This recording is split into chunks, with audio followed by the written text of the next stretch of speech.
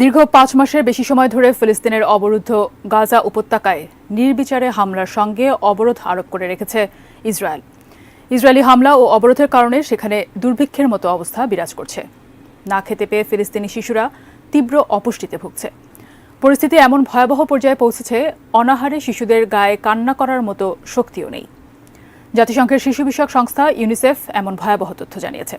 বিস্তারিত মোহাম্মদ সোহাগ বিশ্বাসের রিপোর্টে।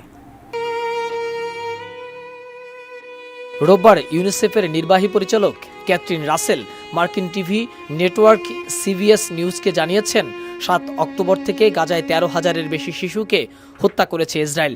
আরও কয়েক হাজার শিশু আহত হয়েছে, অথবা এসব শিশু কোথায় আছে তাও নির্ধারণ করতে পারছে না। তারা ধ্বংসস্তূপের নিচে আটকা থাকতে পারে। আমরা বিশ্বের অন্য কোনো সংখ্যাতে শিশুদের এত মৃত্যুর হার দেখিনি।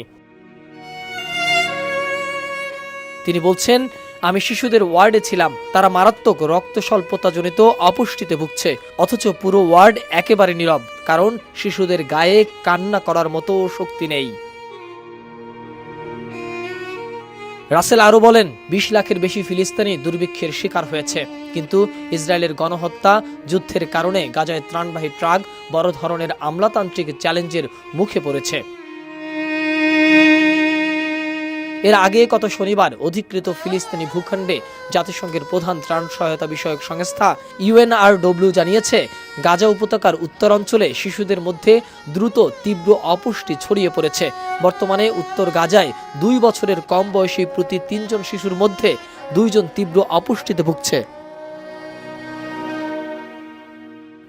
UNRW বলছে, গাজায় শিশুদের মধ্যে অপুষ্টি দ্রুত ছড়িয়ে পড়েছে এবং সেটি নজিরবিহীন পর্যায়ে পৌঁছেছে।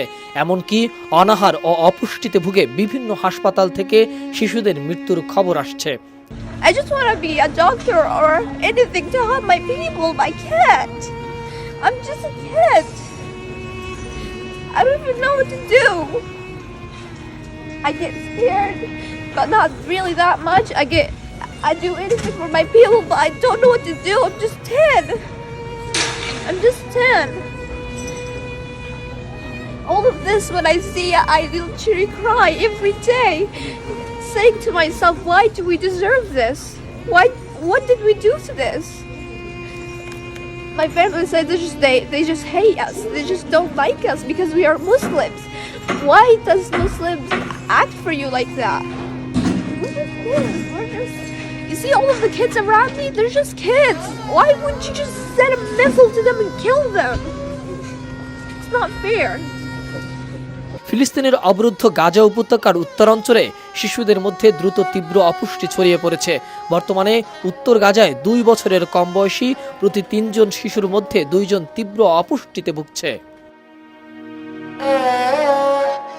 ১৬ মার্চ সামাজিক মাধ্যমে দেয়া এক পোস্টে এসব তথ্য জানিয়েছে অধিকৃত ফিলিস্তিনি ভূখণ্ডে জাতিসংঘের ত্রাণ সহায়তা বিষয়ক সংস্থা UN relief and works agency for Palestine.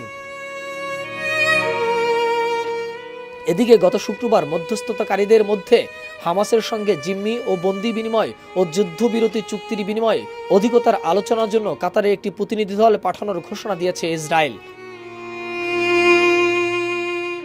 Israeli এই প্রতিনিধিদের নেতৃত্ব দেবেন দেশটির গোয়েন্দা সংস্থা মোসাদের প্রধান ডেভিড বার্নিয়া। তার আগে হামাসের দেয়া প্রস্তাব নিয়ে নিরাপত্তা বিষয়ক মন্ত্রিসভার বৈঠক ডেকেছেন প্রধানমন্ত্রী বেনিয়ামিন নেতানিয়াহু।